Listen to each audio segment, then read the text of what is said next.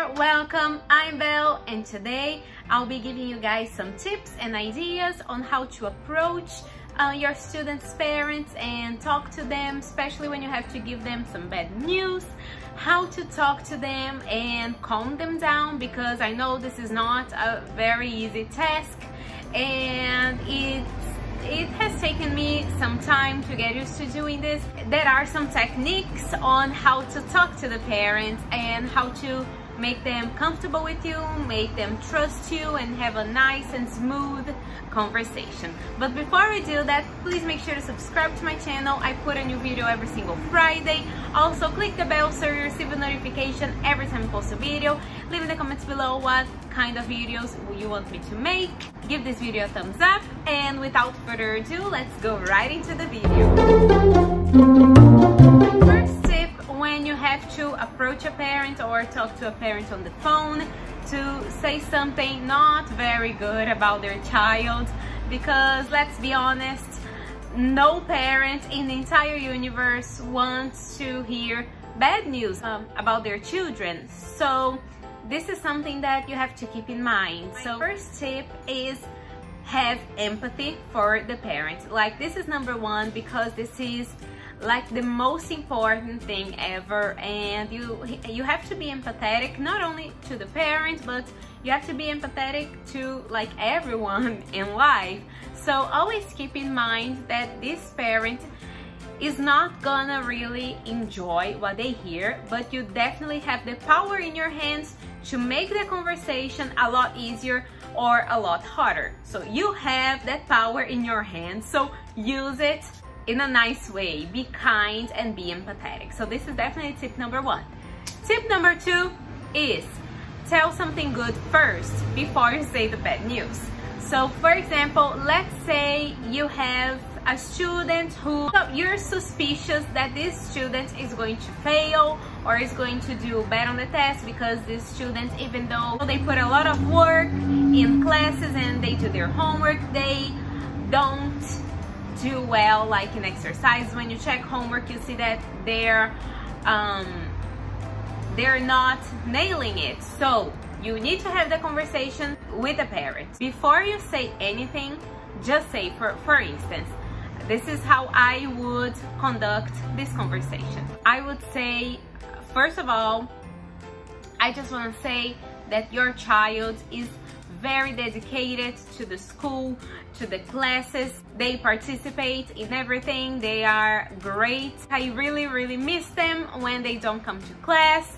So you have a great child. Your child behaves really well, is a very well-mannered child, but I've been feeling really bad for them, because I feel like even though they are doing their homework and they participate in everything, they help me a lot, and I feel like your child needs extra help. So first give the good news and then you give the bad news. Tip number two, because when you give the good news, the parent is always going to feel accomplished about, like, they're going to feel like they somehow succeeded as a parent.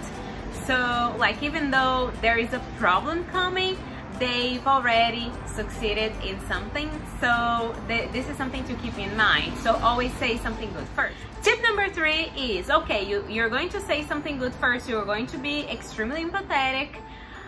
Always, like, before you call, always think of a solution. Never call a parent before you have a solution, because imagine that situation when the student is extremely well-mannered but needs extra help. Keep in mind that you need to tell the parent how you're going to help this student, because the parent is going to think, okay, okay, my student's not doing really well in your class, but how are they going to improve? So this is something you should definitely keep in mind. You need to give the parent a solution. So for example, so your child is very well-mannered, but I feel like they're having a really hard time with homework and they need a little bit of an extra help. So with that in mind, I have a study plan for them with extra activities, extra exercises, and I want them to do that for me so that I can see the improvement, so that they can practice a little bit more and improve. So this is something you should keep in mind. Like if you're going to give them a study plan or an extra activity or an extra class, keep in mind that you need to give these parents some kind of solution because they want to hear the solution. So again, be empathetic. Don't forget to say the good news first, and after you say the bad news, keep in mind that you need to have a solution for them because they're going to be waiting for that solution. Otherwise, they won't really know what to do because the parents are not teachers like 90% of the time. So you are the teacher. You need to give this parent a solution, like a way to help their children. Tip number 4 is never say, I want you to do that. Always say, I want us to work together as a team to see your child grow and improve. Always say that. That's like something to always keep in mind because you definitely don't want the parents to think that they are alone and that they have this responsibility alone, or that the teacher has given up on their children. So this is something to definitely keep in mind. So for example, let's say that a child is misbehaving. You're going to explain to the parents. Don't forget to start with the good news first, be empathetic, all that kind of stuff. And then maybe for the solution, you can say, okay, I'd like to propose that we both work together as a team because I really want to see your child succeed.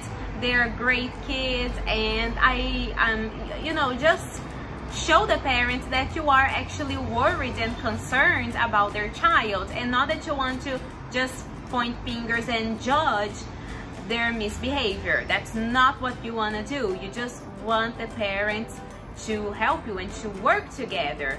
And again, you are a team. Once you lose the parent support, you have nothing. You have nothing, because who are you going to call when you need help? The parents. So you need to have the parents by your side. Tip number 5 and last tip is about what you do before and after you call the parents. So before you call the parents, you need to talk to the student. You need to have a clear conversation, be open to the student and tell them, okay, we've tried this and that, but it's not working. So I'm going to call your parents because I want to see you succeed. I want to see you improve. So always talk to the students first, because you don't want to be the teacher who scares the students when they're at home and they receive a call from their teacher and they have no idea what the call is about. So always talk to them first. Be open. I mean, you definitely don't want to ruin your relationship with the students because of a phone call. And after you have a phone call, keep your promises. That's all I have to say. If you said you're going to teach an extra lesson, teach this extra lesson. If you tell the parents that you're going to give their child a list of exercises, this list of exercises better be printed and given to their child ASAP. So keep your promises, because you definitely don't want to be the teacher who has no words. You definitely don't want to do that, because that basically destroys your credibility. You don't want to have your credibility destroyed. So keep that in mind. You want to keep your promises and be upfront and be honest to the students about their situation. Like, I'm going to call your parents because this situation is not working and we need extra help. And you don't want to ruin them. You don't want them to be grounded by any means. You just want them to be a better student, and you just want them to learn basically. So that's it for today. Thank you guys so much for watching this video. Don't forget to give this video a thumbs up, subscribe to my channel, click the bell, and leave the comments below what other videos you want me to make next. And I see you next Friday for a brand new video. Bye.